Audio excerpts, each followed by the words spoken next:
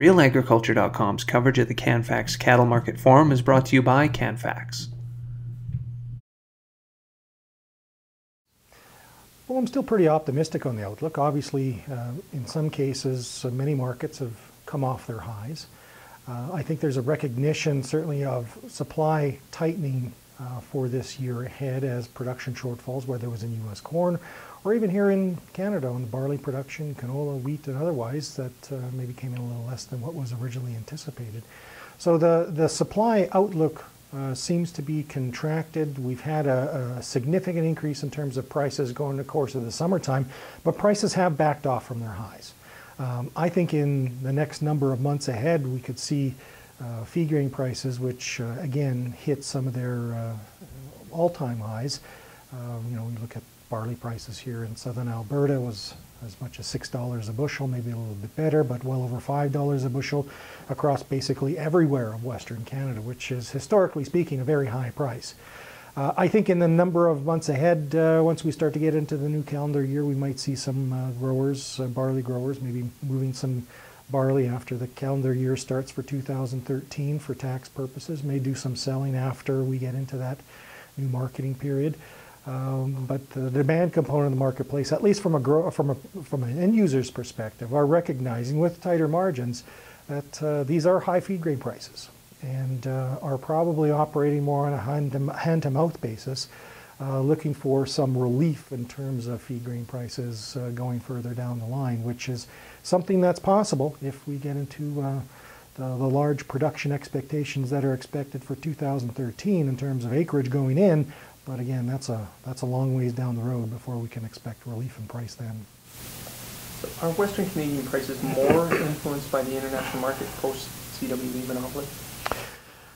I think in this new world, we have many more competing players in the feed grains, in the wheat side, feed barley, durum and such than we had in the pre-monopoly period of the Canadian Wheat Board. So in that respect, I think end users, whether they're feedlot operators, cattle producers, or otherwise, who depend on feed grain supplies are going to have to be much more cognizant of what's going on in the international marketplace. Because grain companies are now in a position as a number of competing players to try to take advantage of and arbitrage pricing opportunities that can, at periods of time, exist in the offshore market that may generate a premium to the grower here in Western Canada. So the captive audience that feed grains had been at one time in the monopoly period with the Canadian Wheat Board, where feed grain supplies were pretty much constrained within Western Canada. If the opportunity arises in the export market, I think we're going to be quicker to respond to those opportunities. And I think end users have to be quite aware of what is going on internationally and how it will directly impact feed grain prices here. Anything you're really leery of right now in the markets?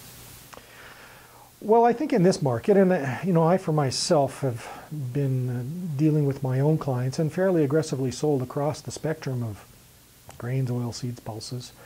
Not necessarily because I have a bearish mindset of things. In the case of feed barley, for instance, we may see some softening of prices over the next number of months, but we're still dealing with a tight supply situation, and we're going to hold at pretty high levels, historically speaking, for the foreseeable future, at least at the point in time where there comes a better recognition that the next round of production cycle, whether now it's in South America that's just getting started, or North America again next year, until we get better confidence that next year's production is not going to be threatened, and based on expectations for acres, the big crops that we expect for next year are going to come, I think prices are going to hold up fairly well. But within that context, prices are at very high levels historically. So if we are at that level now, on the upper 95 percentile of where prices are over the past 25 years, certainly new bullish catalysts can come along to give us the next bump higher. But all the demand elements and supply elements that have been invoked so far have taken prices to where they are now. That's already in the market. So the next bump is going to require more and more bullish catalysts to get us up to the next and next higher level. And I would be fairly uncomfortable with good margin on the table for growers of various grains, oil seeds, and pulses to have a large supply unpriced when we're already at these higher price levels.